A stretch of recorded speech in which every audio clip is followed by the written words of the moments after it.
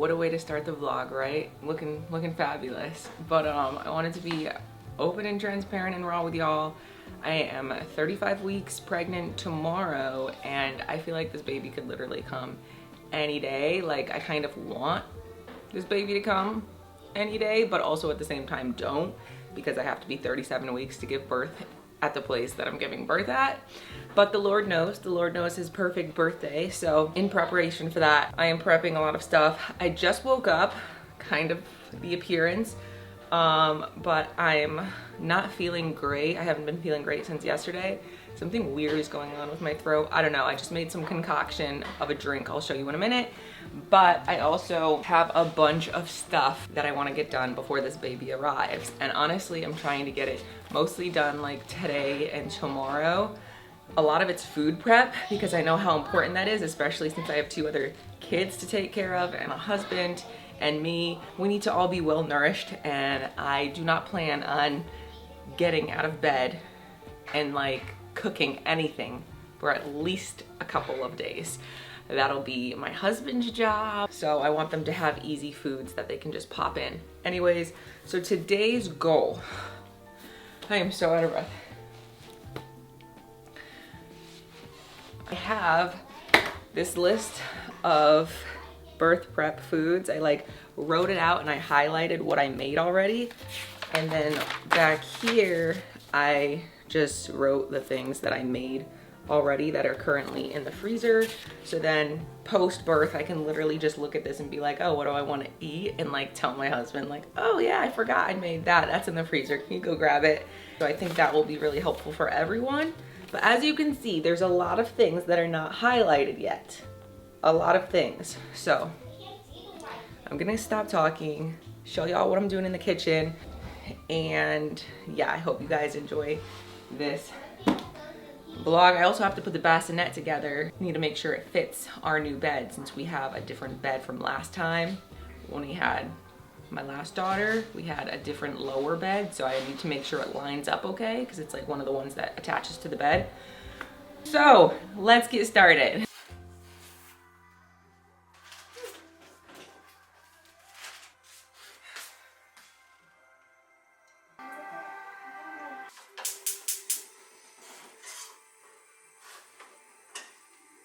Hey you guys, so this video is going to be partial voiceover and partial in-person talking, as you can already kind of tell. So I'm getting started by making some elderberry syrup on this day. I will walk you through step by step how I do it with the measurements on screen. But yeah, this video is definitely not my normal video, but I thought you guys might be interested. So let me know in the comments down below if you end up liking this style of video. I ended up not getting everything done in 2 days, but rather a couple of days spread out over a couple of weeks.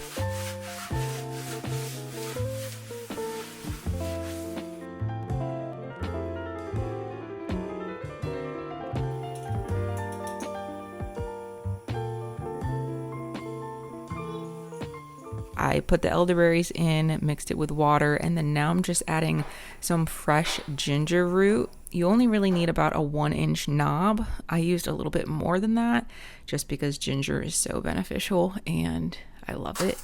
I like to make it a little extra strong. And then I added cinnamon in earlier.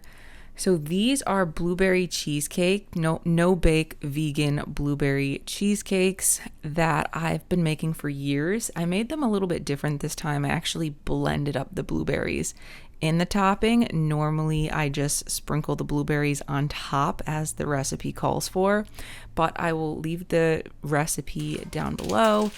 They're amazing. My kids love them. I love them. They're super healthy. No refined sugar. They're sweetened with dates. So definitely want to have those on hand postpartum. I had made these yesterday and just unfroze them today. So now I'm just kind of showing you a little bit of my freezer stash. I have some sourdough bread loaves, some lemon poppy seed loaves that I froze in there, chocolate munchkins, some soup. This is some falafels that I made the other night and I froze. Don't know how they will unfreeze. Some waffles, And of course I have to have breakfast during all this prep. I gotta still eat, right? So I just made a quick smoothie this morning and some oatmeal. And now I'm about to strain the elderberry syrup, about to pop some bread in the oven. And yeah, it's definitely a full-on morning today, but we're being productive because I am someone who likes to get things done sooner than later, but not too soon when it comes to freezer things. So yeah, I'm just doing as much as I possibly can before 37 weeks, because 37 weeks, of course, I can go till 40 or 41 weeks with this baby, but I don't know. So once I get to the 37 week mark, I like to be like done with all the heavy lifting stuff. And I can confidently say I am not 37 weeks yet at the time of this voice message recording, and I pretty much got everything checked off of my list that I showed you this morning. So I'm very happy about that. I split the elderberry syrup into 2 different jars so then I can freeze it. And then also you want to make sure you're putting half honey in the same amount of like the elderberry syrup that the jar is filled up. You want to fill it up the same amount with raw honey as like a natural preservative, or more. Many recipes actually recommend more, but I only do half because that's a lot anyway. Now I'm just making some pancakes and a cup of tea for today. The pancakes is a new pancake recipe that I tried. At first, the first bite I took, I'm not gonna lie, I was a little thrown off. I'm like, oh, because these are almond flour pancakes and I've never made them before. And if you've had almond flour, you know that it has kind of a distinct taste. It's not bad. It's just definitely like a different texture versus like a gluten-free or regular wheat flour. So at first bite, I'm like, yeah, I don't know if I'm going to like this. But then I took another bite and I'm like, oh, okay, these are actually pretty good.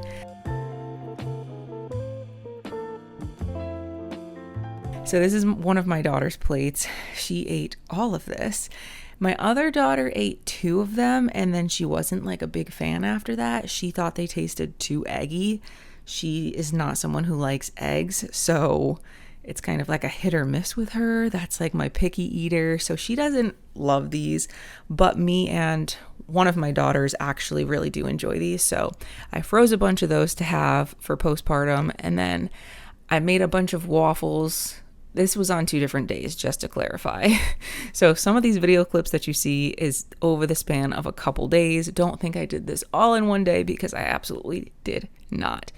But I triple batched this waffle recipe, and then I double batched this chocolate munchkin recipe. Both of these I've been making for years, so I know they always turn out well.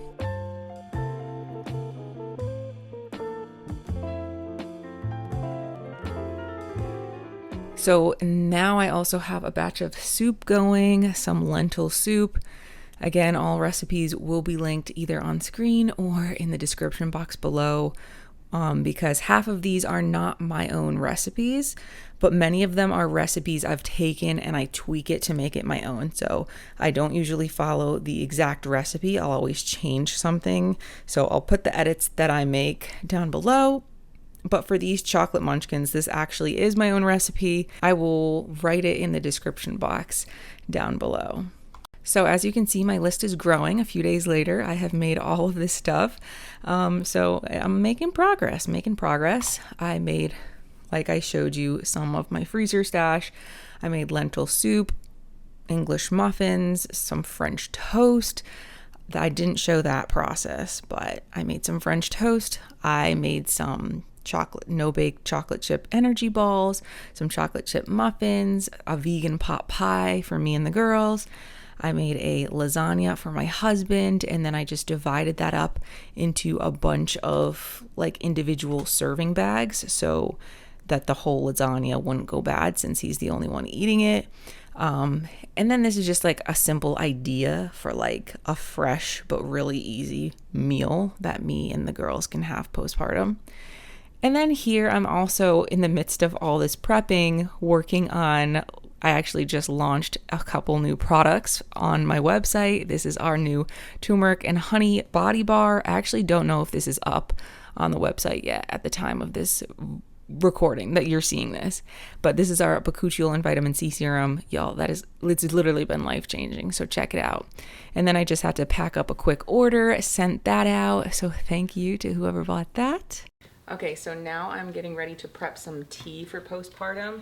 I got 2 mason jar containers that I'm just going to put the loose leaf tea in, because that's how I make my teas most of the time. I do have some tea bags, but I got into loose leaf tea last year, so that's what I'm gonna make my 2 different blends with. And then I'm just gonna label the container with like a piece of tape and Sharpie of like instructions of like how to use it and like how much to put in when I'm going to steep it. I also got these disposable but like eco-friendly single tea bags. I've gotten these before and I really like them just because I have a reusable like metal sieve thing that I normally brew my tea in, but when I'm freshly postpartum, I am not gonna feel like doing that all the time. Even now, sometimes there'll be a day where I don't wash it out and I'm like, ugh, like it's something so little, but when you just really want a cup of tea right now, and then you have to go through that hassle of like washing it out and filling it up, it's just a little extra step postpartum that I don't really want to have to deal with. I'll tell you what the blends are, what the benefits are, and yeah, that's what we're gonna do here. One of the blends that I wanted to make is a dandelion, nettle, and red raspberry leaf blend. Now this is said to be good for uterine healing and toning after birth, balancing your hormones. It's good for energy, detoxing your body, and helping like de-bloat your body. It's calming, it's nourishing, it's good for milk support. The second blend that I want to make is ashwagandha, oat straw, and holy basil. Now this is for fatigue, stress, sleep, your nervous system repair. I've never made these blends before, so we'll see how it works for me postpartum, but they seem like they'll be really good. I would add chamomile into one of these blends if I didn't have the tincture. I actually bought a tincture of a few different herbs for postpartum just because tinctures are generally absorb faster, they're more potent, they deliver a stronger dose to your body. So I got a couple tinctures. They haven't arrived yet, but they should be arriving tomorrow, I believe, in the mail. So if you want to know what tinctures I got for postpartum healing and even during birth pain relief, I got a few tinctures, but chamomile is one of the tinctures I got. So I don't really need to put that in my tea because I'll be taking it in tincture form postpartum. So yeah. Chamomile is a really good all-around herb though if you don't get the tincture. If you do have the tea, chamomile is soothing, it's relaxing, it's calming, it's nourishing. So you could totally add that in if you want. I'm not a professional in this area. I just did a little research on what herbs would be good for postpartum healing, and this is what I came up with. So proceed at your own risk.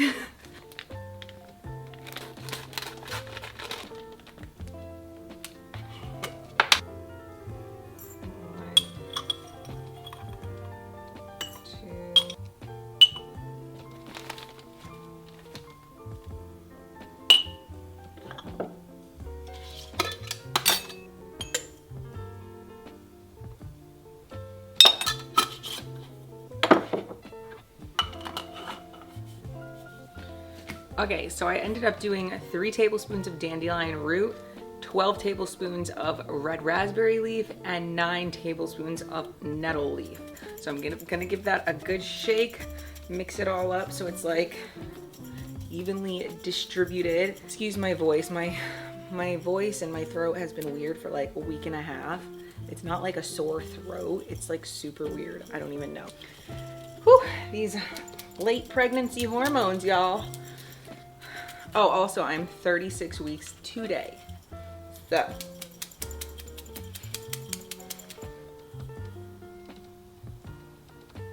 Ashwagandha, oat straw, and holy basil. I got all of these last year from Mountain Rose Herb. They're organic, and I looked at the prices of a few different other bulk suppliers 4 herbs, and these seemed like the best ones, so I went with them.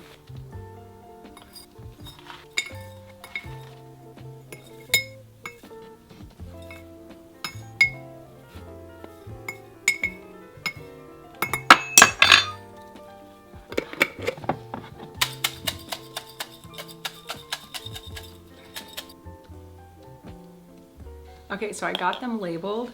I wrote on a piece of tape with Sharpie, but it's a little bit hard to see. So I also ended up sticking on a piece of paper with tape over it. And then I also wrote the benefits on the side of both of them so I can kind of decipher which one I might need in that moment. And I also wrote instructions on it. So I put like 1 tablespoon per cup of water on both, and we'll see how that does. Of course, I'll see how my body adjusts to it postpartum.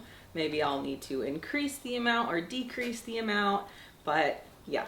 Now I am going to make this recipe I found the other day that I've been wanting to try. It's called protein packed cookie dough bites. So I'm gonna whip these up, pop them in the fridge, I think, or freezer, and then see if they're any good. And then if they are, make another batch for postpartum, because I've never made them before, so I don't want to make too much if I don't like it. Also, my kids love like any little energy ball or protein ball that I make. Like even the ones I prepped for postpartum, they've been asking for. They're like, can we have it? Or is that one when the baby comes? I'm like, it's for when the baby comes, but I'll make you some other ones. So they are currently at Home Depot with their dad. They're gonna build a lemonade stand today. Well, they're gonna start it anyway. So I can give them to them later and they can taste test it and see if they like them as well.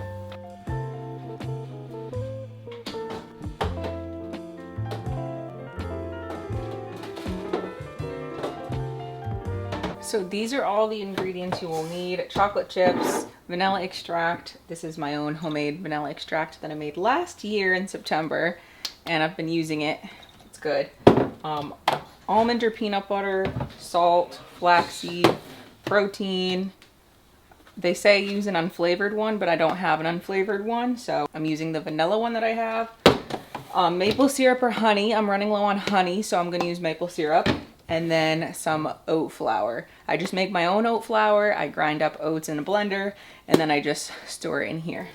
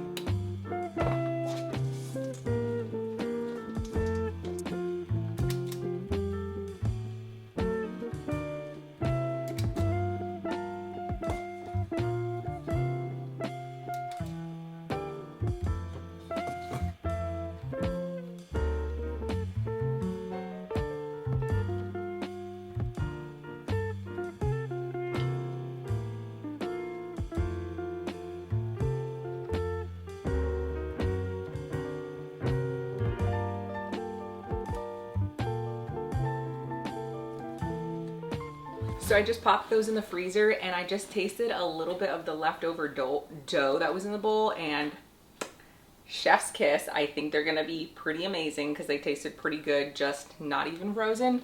So I'm probably definitely going to be making another batch of those. I'm gonna see how my kids like them. I made a lot of freezer stuff. I didn't make as much as I wanted to because I thought I'd have a little bit more freezer space. I have 2 freezers in my house. They're both quite small though. So we have this main fridge up here and the freezer that is normally jam-packed anyway, just because the setup of it is like, it looks huge from the outside, but inside it's like not very space efficient. Me and my husband both agree. Super grateful for it, but yeah, so the freezer is usually always packed anyway.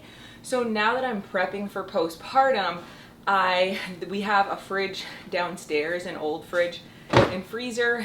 I've been putting most of my postpartum prep down there, but that freezer is like half the size of this one. It's literally like this big.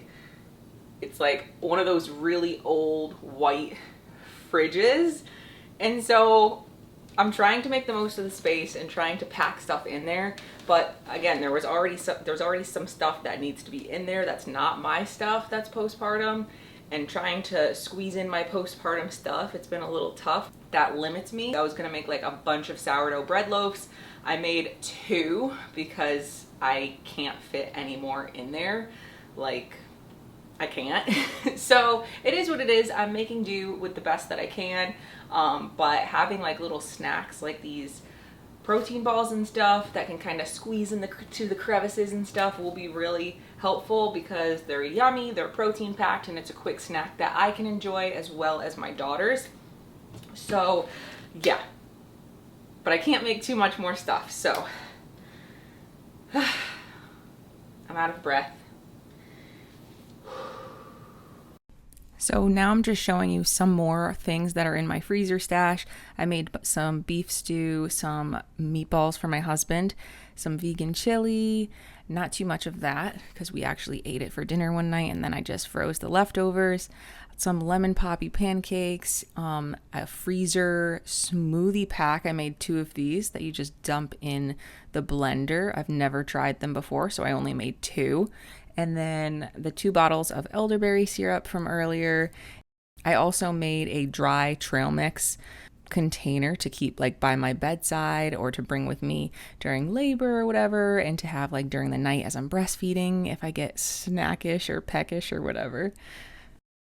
Future editing Janae here. I'm editing the video and I realized I didn't make like an exit, so this video, I could have made it like so much longer because I did film prepping some other things as well as the days have been going on, but I'm gonna end it here. Let me know if you want any specific recipes, and yeah, thank you guys so much for being here.